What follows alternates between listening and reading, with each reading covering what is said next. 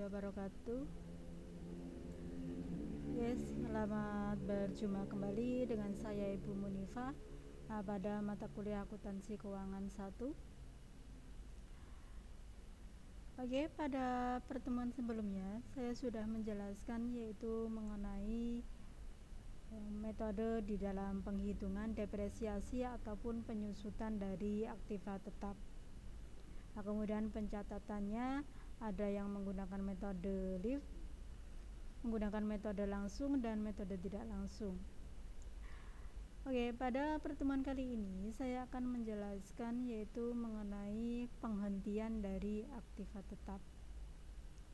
Kenapa kalau aktiva tetap tersebut dihentikan atau tidak digunakan lagi? Oke, simak baik-baik untuk penjelasan dari saya.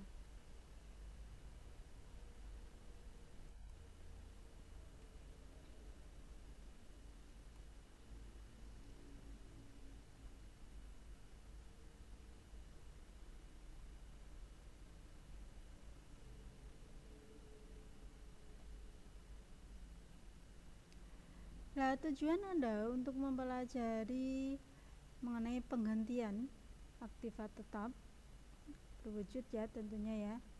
Nah, yang pertama Anda bisa menentukan dan memahami yaitu tentang aset tetap dan akuntansinya.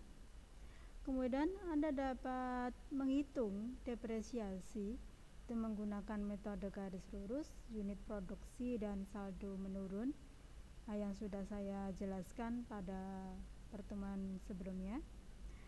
Kemudian Anda bisa mampu menghitung yaitu laba atau rugi pada saat aktiva tetap tersebut dijual atau ditukar dengan aktiva tetap yang baru.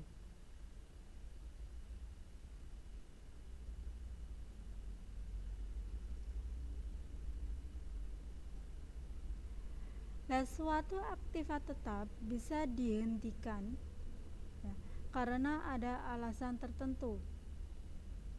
Nah, cara penghentian pemakaian dari aktiva tetap tersebut bisa dengan dijual ataupun ditukarkan dengan yang baru ya, atau karena rusak.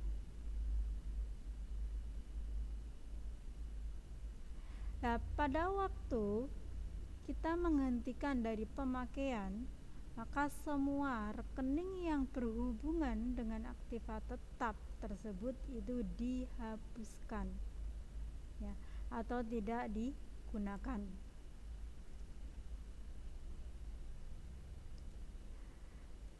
Dan nanti apabila aktiva tetap tersebut kok dijual, maka selisih antara harga jual dengan nilai buku atau nilai residu itu nanti akan dicatat sebagai laba atau rugi perusahaan.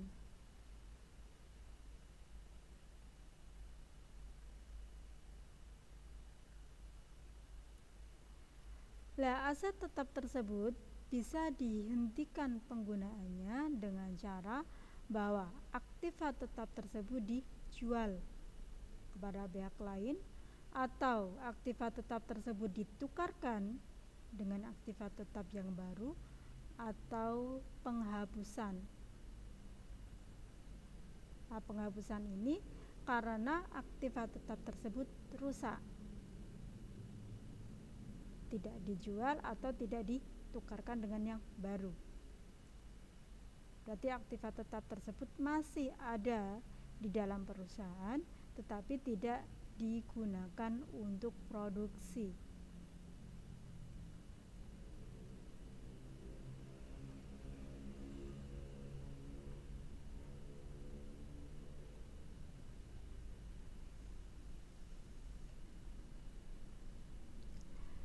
Dan nanti apabila aktiva tetap tersebut kok Anda jual, maka rekening yang harus Anda catat di dalam jurnalnya yaitu aktiva tetap yang dijual itu di kredit. Nah, sedangkan akumulasi depresiasi aktiva tetap yang bersangkutan itu berada di debit. Dan nanti untuk akumulasi depresiasinya itu dihitung sampai dengan tanggal penjualan aktiva tetap tersebut. Nah, contohnya saya kok membelinya tanggal 1 Januari tahun 2000 ya. Kemudian pada bulan April tahun 2010 kok aktiva tersebut saya jual ya. Maka akumulasi depresiasi yang dihitung dari 1 Januari tahun 2000 sampai dengan 1 April tahun 2010 ya. Lah kalau kita ingin mencari berapa sih laba atau rugi atas penjualan aktiva tetap tersebut, nah itu berasal dari harga jual aktiva tetap, kemudian kita tambah dengan harga perolehan ya, kemudian dikurangi dengan akumulasi depresiasi.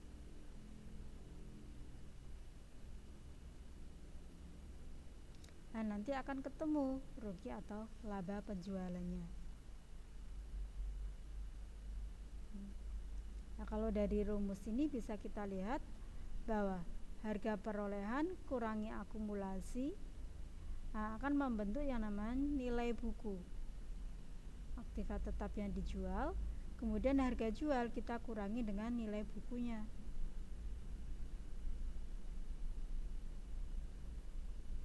Tinggal lebih besar mana. Kalau lebih besar dari harga jual, maka itu adalah laba atau keuntungan perusahaan.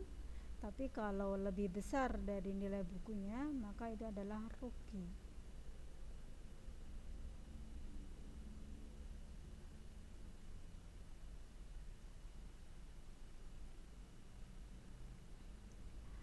Oke, untuk mencatat jurnalnya, apabila hasilnya rugi, berarti nilai bukunya lebih besar dari harga jualnya. Maka jurnalnya di sini yang didebet adalah kas, akumulasi depresiasi, rugi, yang dikredit adalah aktiva tetapnya. Nah, nanti kalian sebutkan aktiva tetap yang dijual itu berupa apa? Apakah gedung, atau kendaraan, atau mesin, atau peralatan, ya.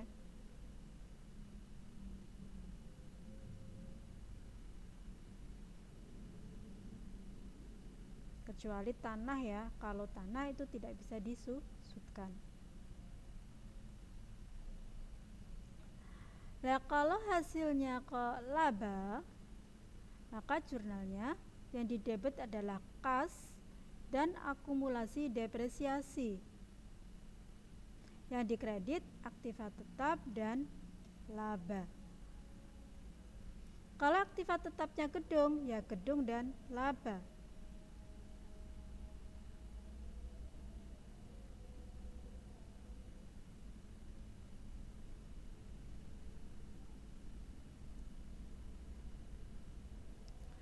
Oke, lebih jelasnya saya akan memberikan sebuah contoh studi kasus pada perusahaan kenanga. Nah, perusahaan kenanga ini memiliki sebuah gedung yang dia beli pada tanggal 1 Januari tahun 2020. Harganya 5 juta. Nah, umur gedung tersebut ditaksir 10 tahun. Nilai residunya yaitu 500.000. Nah, sedangkan metode yang digunakan untuk menghitung depresiasi adalah metode garis lurus. Nah, kemudian pada tanggal 1 Januari tahun 2024 gedung tersebut dijual dengan harga 3.500.000.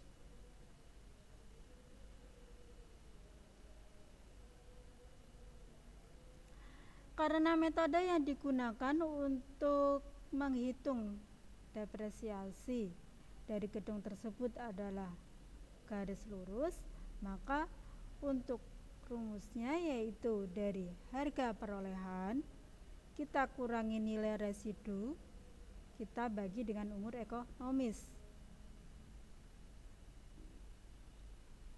Harga perolehan yaitu harga beli ditambah dengan biaya-biaya yang dikeluarkan. Nah, sedangkan di sini yang ada cuma harga beli ya. Berarti harga perolehannya adalah 5 juta. Dikurangi nilai residunya yaitu 500.000. Nah, dibagi umur ekonomisnya di sini ditaksir 10 tahun. Ya. Berarti 5 juta kita kurangi 500.000, berarti 4.500.000 dibagi 10, 450.000.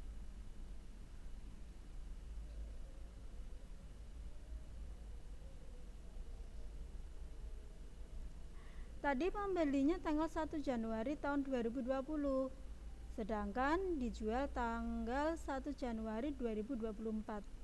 Nah, kita hitung yaitu Januari 2020 sampai Januari 2024. Ada 4 tahun ya. Berarti 2020, 2021, 2022 dan 2023. Nah, yang 2024-nya tidak dihitung ya, karena ini kan tanggalnya tanggal 1 Januari.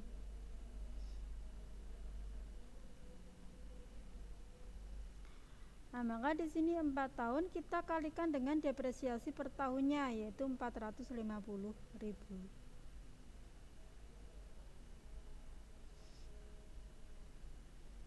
Nah, karena kita menggunakan metode garis lurus, maka depresiasi per tahunnya sama.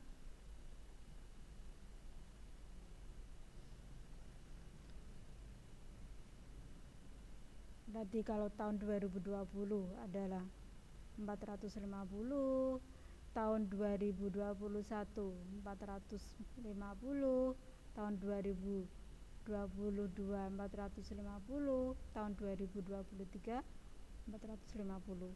Nah, sehingga di sini tinggal kita kalikan aja 4 tahun kalikan 450. Nah, maka untuk depresiasi selama 3 tahun ini adalah 1.800.000 ya, selama 4 tahun ini ya.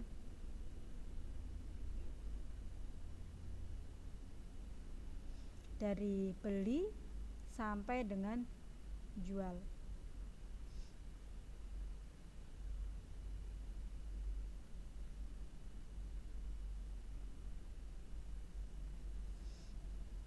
Nah, kemudian kita akan mencari selisihnya itu apakah laba atau rugi. Oke. Kita cari dulu yaitu untuk nilai bukunya. Untuk nilai bukunya yaitu dari harga perolehan 5 juta ya. Kemudian akumulasi depresiasinya dari 1 Januari tahun 2020 sampai 1 Januari tahun 2024. Yaitu 1.800.000 ya. Berarti dari saat membeli sampai dengan jual. Ya, berarti 5 juta kurangi 1.800.000, 3.200.000 untuk nilai bukunya. Nah, kemudian penjualannya tadi dijual 3.500.000 ya. Kita kurangi dengan nilai bukunya 3.200.000. Karena lebih besar dari harga jualnya, maka selisihnya yang 300.000 ini merupakan keuntungan atau laba penjualan. Nah, untuk jurnalnya gimana? Karena laba, maka yang didebet adalah kas. Kasnya 3.500.000 yaitu dari harga jual. Berarti kan kita jual 3.500.000, berarti kan kita menerima uang 3.500.000 ya dari si pembeli. Kemudian akumulasi penyusutan gedungnya 1.800.000 dari tahun 2020 sampai Januari 2024. Yang dikredit gedung. Gedung ini adalah harga perolehan gedungnya atau harga pada saat beli. Kemudian labanya 300.000 ya, selisih antara harga jual dengan nilai buku.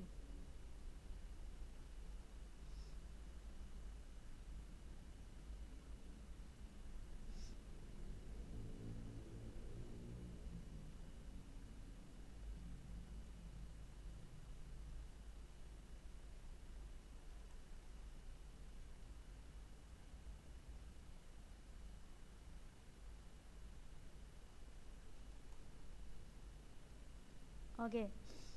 Sekarang saya contohkan untuk contoh yang kedua dari penjualan aktiva tetap.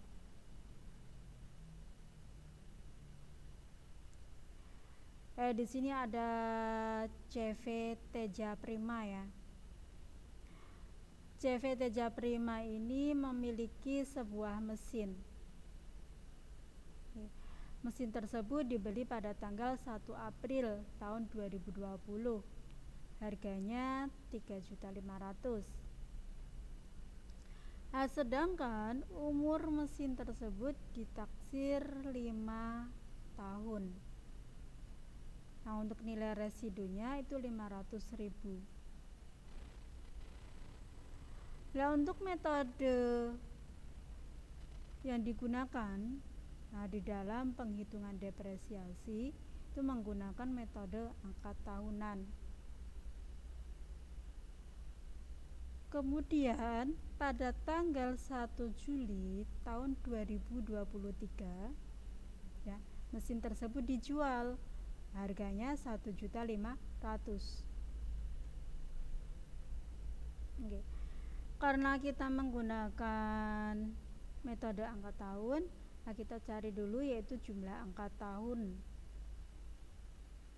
Karena di sini ditaksir 5 tahun, maka untuk angka tahunnya yaitu 5 ditambah 4 tambah 3 tambah 2 tambah 1. Atau kita bisa gunakan rumus ya, N plus 1 dikalikan N dibagi 2. N itu adalah umur ekonomisnya.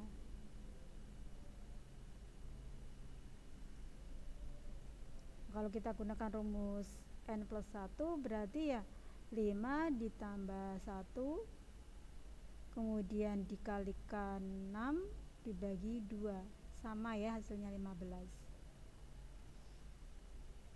5 tambah 1 6, kemudian 6 dikalikan 5 30, 30 dibagi 2 15.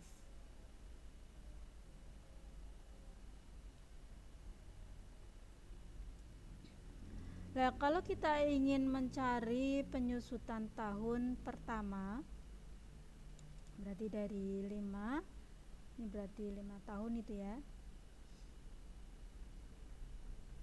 5 dibagi 15 angka tahunnya, dikalikan dengan 3.500.000 harga belinya, dikurangi dengan 500.000 nilai residunya. Harga perolehan ya, itu ya yang 3.500. Untuk yang penyusutan tahun kedua berarti 4/15. Nah, kita kalikan dengan harga perolehannya 3.500.000, kita kurangi dengan nilai residunya 500.000. Untuk penyusutan yang ketiga berarti 3/15.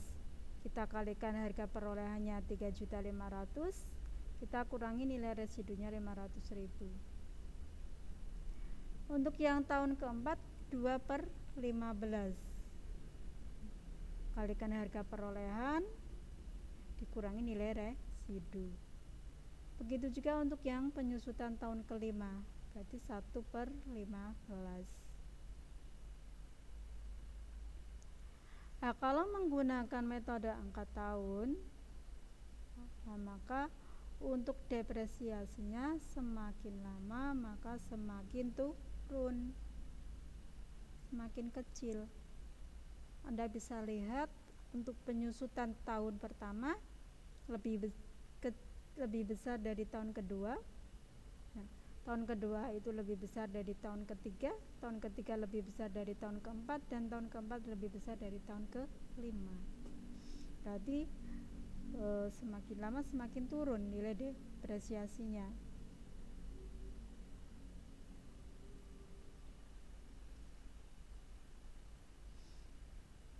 Oke. Setelah kita ketemu untuk depresiasi setiap tahunnya ya, tahun pertama sampai kelima, maka kita cari akumulasi depresiasinya, yaitu dari tanggal pembelian 1 April tahun 2020 sampai penjualannya 1 Juli tahun 2023. Oke, kita akan mencari yang tahun 2020 terlebih dahulu. Yang tahun 2020 di sini kan membelinya April ya. Kita hitung yaitu April sampai Desember. April tahun 2020 sampai 31 Desember tahun 2020. Ya, berarti April, Mei, Juni, Juli, Agustus, September, Oktober, November, Desember. Ya, berarti ada 9 bulan. 9 per 12. 12 ini adalah 1 tahunnya, ada 12 bulan. Kemudian kita kalikan dengan depresiasi tahun yang pertama. Tahun yang pertama di sini adalah 1 juta. Nah, ini. Nah, untuk tahun yang 2021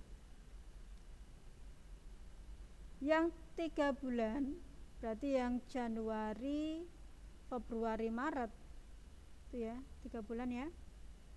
Yang 3 bulan kita kalikan dengan penyusutan yang tahun pertama. Yang 9 bulan kita kalikan dengan penyusutan tahun kedua. Nah, baru kita tambah. Begitu juga untuk yang tahun 2022 dan tahun 2023.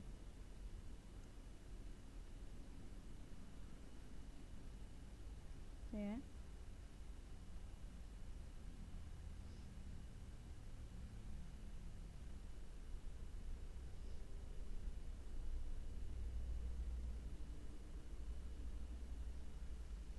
Untuk total akumulasi depresiasinya 2.500.000 dari tahun 2020 sampai tahun 2023.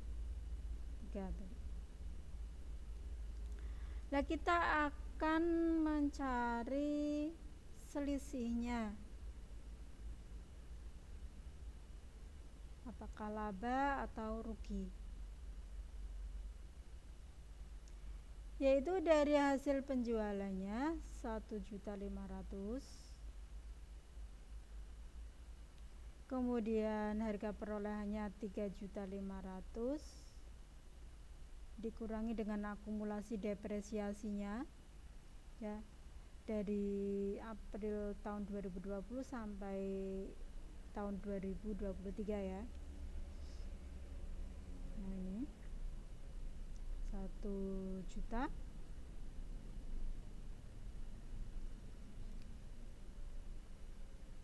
penjualannya 1.500.000 dikurangi dengan nilai bukunya 1.500.000.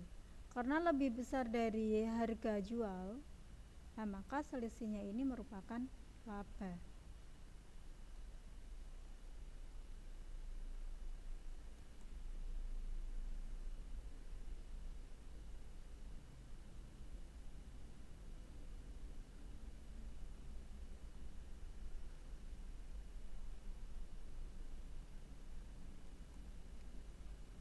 Kemudian untuk jurnalnya, karena hasilnya laba di sini, maka jurnalnya yang ada di debit adalah kas dan akumulasi penyusutan gedung. Kasnya berapa? Kasnya adalah 1.500.000, yaitu dari harga jual. Untuk akumulasi penyusutan gedungnya yaitu 2.500.000 ya, dari tahun 2020 sampai tahun 2023. Kemudian untuk gedungnya 3.500.000 dari harga perolehan dan labanya 500.000. Nah, ini ya.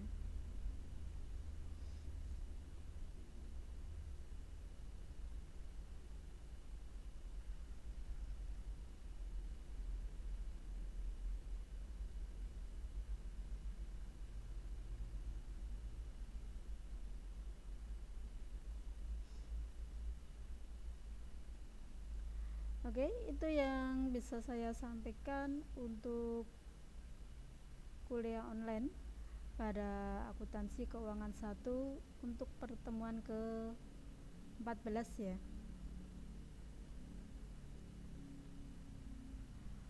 Oke, jika ada yang ingin Anda tanyakan, Anda bisa tanya lewat grup WA ataupun di Siakat.